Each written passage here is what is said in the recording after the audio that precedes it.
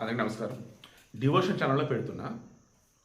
గురువుగా గరికపాటి, అక్కగా ఈమె తను ఎవరో నాకు తెలియదండి, అన్నగా శివాజీ జర్నలిస్ట్. మేము నలుగురం కరెక్ట్గా ఉన్నాము అని చెప్పేసి అన్నా. మరి మీరు అన్నట్టుగా అన్నాను, లేదంటే సిస్టమ్ ఏంటన్నట్టుగా అన్నాను కదా. ఫస్ట్ గరికపాటి గారి వీడియో చూడండి. నెక్స్ట్ ఆ స్త్రీ ఉంది కదా, ఓ పని చేస్తాను, నేను చెప్పాల్సిన కొన్ని పాయింట్స్ చెప్తాను, వెనకాల ఆ స్త్రీ వీడియోని అటాచ్ చేస్తున్నాను, ఓకేనా. తర్వాత గరికపాటి గారి వీడియో పెడతాను, గరికపాటి గారి వీడియో తర్వాత శివాజీ వీడియో పెడతాను, ఓకేనా. ఇందులో గరికపాటి గారు కానీ శివాజీ కానీ ఎక్కడన్నా ఒకటి రెండు పదాలు తేడా వాడిన, శివాజీ అయితే మన వాడిన పదం కొంచెం గట్టిగానే ఉంది, దారుణంగా క్షమాపణ చెప్పేసాడు, అయిపోయింది. ఇందులో శివాజీ ఓ అన్నగా అమ్మ బయటకు వెళ్తున్నప్పుడు జాగ్రత్త అమ్మ, మొగాలనే అన్నాడు, ఏమని ఎదవలమ్మ, సైకోలమ్మ, కామ పిశాచలమ్మ, జాగ్రత్త అమ్మ అన్నాడు. నిండుగా బట్ట కట్టుకుని వెళ్ళండమ్మా, ఇబ్బంది పడకండమ్మా, అందం అంటే ప్రకృతి, ప్రకృతి అంటే మీరమ్మ, నిండుగా ఉండాలమ్మా అన్నాడు. తప్పేమిలా అన్నగా చెప్పాడు.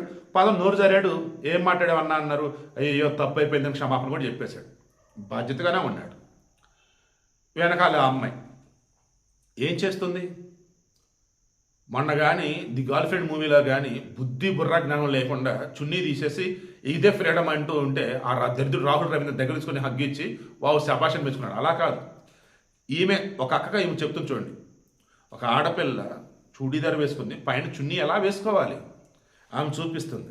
I support her. ఒక అక్కగా తను చూపిస్తుంది, మనకి తన చెల్లెలకు చూపిస్తుంది. బాధ్యతగా ఉన్నారు కదా, శివాజీ బాధ్యతగా ఉన్నాడు కదా. ఇప్పుడు గరికపాటి గారి వీడియో పెడతాను. అవునన్నా కాదన్నా, గరికపాటి గారు కొంచెం చమత్కారం, కొంచెం ఆవేశం, కొన్నిసార్లు కొంచెం గిచ్చినట్టుగా మాట్లాడతాడు.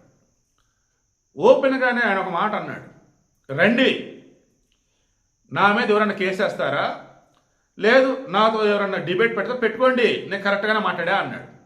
ఈరోజు శివాజీకి ఎవరైతే నోటీసులు ఇచ్చారో గరికపాటి గారు ఆల్రెడీ నోటీసులు ఇవ్వండి, ఆయన రెడీగా ఉన్నాడు. మరి పెద్ద మనిషితో ఓ గురువుగా చెప్పాడు, సమాజానికి సంబంధించి కట్టు బొట్టు ఆచారం వ్యవహారం సంప్రదాయం మొత్తం చెప్పాడు. ఫ్రీడమ్ని ఎక్కడ కూడా ఆయన కాదనట్ల, అంత ఫ్రీడము ఉండాలి లేడీస్కి అంటున్నారు. బట్ ఎక్కడ, ఏ రకంగా? ఒక్క ముక్క చెప్పి నేను క్లోజ్ చేస్తాను, తర్వాత గరికపాటి గారి వీడియో, తర్వాత శివాజీ వీడియో పెడతాను.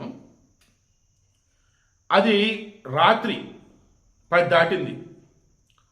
ఒక అమ్మాయి నడుచుకుంటూ వస్తుంది, ఈలోపు ఒక బస్ స్టాప్ ఉంది. రాత్రి 10 దాటిన తర్వాత ఆ బస్ స్టాప్ దగ్గర వేశ్యలు, ప్రాస్టిట్యూట్స్ ఉంటారు. వాళ్ళు విటులు వస్తే వాళ్ళతో పాటు వెళ్ళిపోతారు. ఆ విషయం ఈ అమ్మాయికి తెలియదు, ఓకే. కొత్తగా ఉంది. ఆ అమ్మాయితో కూడా అమ్మాయి బాయ్ ఫ్రెండ్ కూడా ఉన్నాడు. సరే వాళ్ళు నించొని ఉన్నారు. ఇంతలో వేరే వాళ్ళు వస్తున్నారు, ఎగిలితనంగా చూస్తున్నారు, చేస్తున్నారు. దాన్ని ఎవరైనా తెలిసిన వాడు, అబ్బాయి అమ్మాయి ఇద్దరు ఉన్నారు, అవతలేమో తేడాగా ఉన్నారు, వీళ్ళకి తెలియదు అనుకోండి అని చెప్పి దగ్గరికి వచ్చి, ఏంటమ్మా టైం గంట ఎక్కడ ఉన్నారు, వెళ్ళిపోండి ఇక్కడి నుంచి అని అన్నాడు అనుకుందాం. అప్పుడు నువ్వెవడో నా చూడటానికి అని అంటారా, లేకపోతే వెళ్ళిపోయేటువంటి బస్ స్టాప్ కదా అని చెప్పేసి అడుగుతారా? బస్ స్టాప్ అని అంటారు.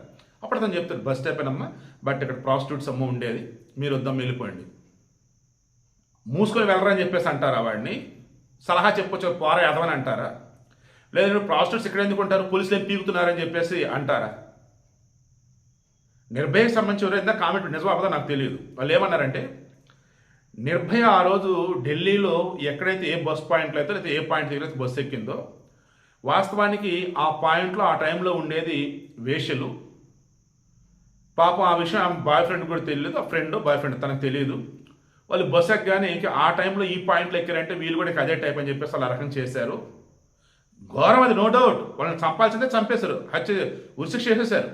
బట్ ఆ రోజు టైం కానీ టైం అది, అండ్ ఆ ప్లేస్ కూడా ఉండకుండా ప్లేస్ అది, దానివల్ల ఇన్సిడెంట్ జరిగేది కాదండి అని అన్నాడు. నిజంగా నాకు తెలియదు, అతను అయితే చెప్పాడు. మరి ఎవరు కామెంట్ పెట్టారు.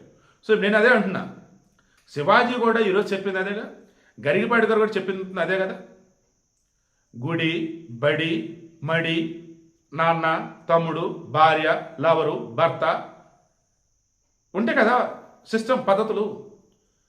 ఇప్పుడు కూడా ఇంకా వంక పెట్టేవాళ్ళు గరికపాటి మీద కేసులు ఉంటే సంతోషం అండి. ఎందుకంటే ఆయన గురుస్థానంలో ఉన్నాడు, అండ్ ఆయన అంటే ఒక గౌరవనీయ సమాజానికి ఉంది కాబట్టి, ఆయనకు పొలిటీషియన్స్ సమాజంలో అందరూ సపోర్ట్ ఉంది కాబట్టి ఖచ్చితంగా ఆయన అంటున్నాడు, నేను గురుస్థానంలో ఉన్నాను, నేను చెప్పాల్సింది చెప్పా, రండి ఎవరు వస్తారు రండి, నా మీద కేసు వేస్తారు రండి అంటున్నాడు కదా. చూడండి ఆ తర్వాత నేను ఒక జర్నలిస్ట్ ఉన్నత విషయాన్ని చెప్తూనే తప్పేంటి ఒప్పేంటి అని చెప్తూనే మీ దగ్గర ఫీడ్బ్యాక్ తీసుకుంటేనే అప్లోడ్ చేస్తున్న వీడియోస్ అన్ని కూడా. మిగతా వాళ్ళకి నాకు కూడా మీరు తేడా కూడా చూసుకోవచ్చు. నేను యాడ్స్ ప్లే చేయను, యాడ్స్ తీసుకోను, అండ్ ఉన్నది లేనట్టు లేదు ఉన్నట్టు చెప్పను. ఇప్పుడన్నా నా అవైతే పొరపాటు జరిగితే ఆ వీడియో తీసిన సందర్భాలు ఉన్నాయి, తప్పు సరిదిన సందర్భాలు ఉన్నాయి. నా తప్పు ఏమీ లేకుండా పిచ్చి పిచ్చి ఎవడో వాడినా సరే నేను పట్టించుకునే సందర్భాలు కూడా ఉన్నాయి. ఎవడో చేసుకుంటే పడిన సరే నేను వదిలేశాను. సో అంతిమంగా రాజకీయమైన, నాలెడ్జ్ రిలేటెడ్ అయినా, పొలిటికల్ రిలేటెడ్ అయినా, ఏదైనా సరే క్రైమ్ రిలేటెడ్ అయినా అన్నిటి కూడా సవ్యంగా ఒక జర్నలిస్ట్గా మీకు ఇన్ టైంలో అన్ని ఇవ్వాల్సి ఇస్తూనే ఉన్నా. నా డ్యూటీ నేను చేస్తూనే ఉన్నా. ఓకే. సో ఇప్పుడు అంతిమంగా కింద కామెంట్లు మీరు తెలియచేయండి. గరిగిపాటి గారు గురువుగా రైటా కాదా, ఆమె అక్కగా రైటా కాదా, అన్నగా రైటా కాదా, గురువుగైనా అన్నగైనా అక్కగైనా జర్నలిస్ట్గా ఏదైనా చిన్న చిన్న పొరపాట్లు మేము చేస్తే సరిదిద్దుకుంటామా లేదా కింద కామెంట్లో తెలియచేయండి. నెక్స్ట్ గరిగిపాటి గారిది శివాజీ వీడియో పెడుతున్నాను. గరిగిపాటి గారి మీద మరి ఉమెన్ కమిషన్ కేసులు వేస్తారో, అనసూయ కేసు వేసిద్దో చూద్దాం. ఎందుకంటే శివాజీ ఏవైతే చెప్పాడో దానికి 100 స్ట్రాంగ్గా చెప్పాడు గరిగిపాటి. మనమేమో శుభ్రంగా అవయవాలు విప్పుకుని ఇష్టం వచ్చినట్టు తిరుగుతూ, పైగా ఇక్కడ మంచి ఈ ఖాళీలు కనపడేలాగా ఇంకా కటింగులు చేయించుకుని ఇల్లాళ్ళండి, పెళ్ళైన వాళ్ళు విడతుంపదగా, పెళ్ళైన వాళ్ళు 40 ఏళ్ళ వాళ్ళు, ముందేమో పావు కటింగ్, వెనకాల అర కటింగ్. ఎవరికి ఈ ప్రదర్శనలు? సమాజాన్ని మనం దృష్టిలో పెట్టుకుని మన పద్ధతి మనం మార్చుకోవద్దా? ఈ మాట ఎవరన్నా చెబితే నేరస్తులా? మీ మీద పడి కరిచేయడం ఆడవాళ్ళు. నన్ను గర్వను చూస్తాను నేను. ఆలోచన చేయాలి, కనీసం ఏం చేస్తున్నాము, ఎలా బతుకుతున్నాం, సమాజం ఎలా ఉంది, దాన్ని బట్టి తీసుకోవాల్సిన జాగ్రత్తలు. అతి ప్రాచీనమైన వాదన ఎంత తప్పు, ఈ అతి నవీనమైన వాదన కూడా అంతే తప్పు. అసలు మన భారతీయ సంస్కృతి సమన్వయ సంస్కృతి. మంచి చెడ్డ ఏమిటో గీత గీసి విచక్షణ చేసి తెలుసుకోవడం. ఒక చిన్న గీత ఉంటుందని, చాలా స్వల్పమైన రేఖ లాంటిది, శృంగారానికి అశ్లీలానికి మధ్యలో. ఆ గీత చెరిగిపోతే అశ్లీలమైంది. దయచేసి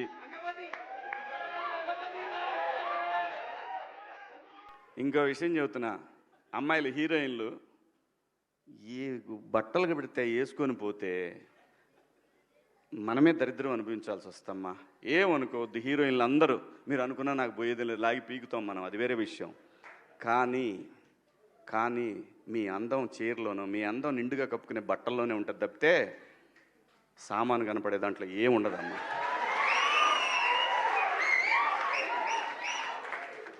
అవి వేసుకున్నంత మాత్రాన చాలామంది చూసినప్పుడు నవ్వుతూ అంటారు, కానీ దేద్రమ్ముండ ఎలాంటి బట్టలు ఎందుకు వేసుకుని, కాస్త మంచి వేసుకోవచ్చుగా, బాగుంటావు కదా అనాలనిపిస్తుంది లోపల.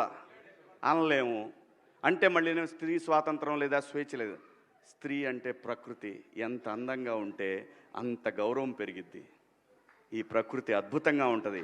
అలాగే స్త్రీ మా అమ్మ చక్కగా ఎప్పటికీ గుండెల్లో కనపడతా ఉంటుంది, ఒక సావిత్రమ్మ కానీ, ఒక సౌందర్య కానీ. అలాగే ఈ జనరేషన్లో ఇంకా చాలామంది, రష్మిక, చాలామంది అమ్మాయిలు ఉన్నారు. వీళ్ళందరూ ఇంపాక్ట్ క్రియేట్ చేశారు కాబట్టి అమ్మటే చెప్పగలుగుతున్నాం. గ్లామర్ అనేది ఒక దశ వరకే ఉండాలా. ఇంతవరకు ఉంటే పర్లా, అది ఇక్కడికి రాకూడదు. నేనేవాళ్ళే కానీ చెప్పడానికి మళ్ళీ అందరు రేపు పొద్దున పెద్ద పెద్ద వాళ్ళంతా బయలుదేరతారు, మాకు స్వేచ్ఛ లేదు. స్వేచ్ఛ అనేది అదృష్టం.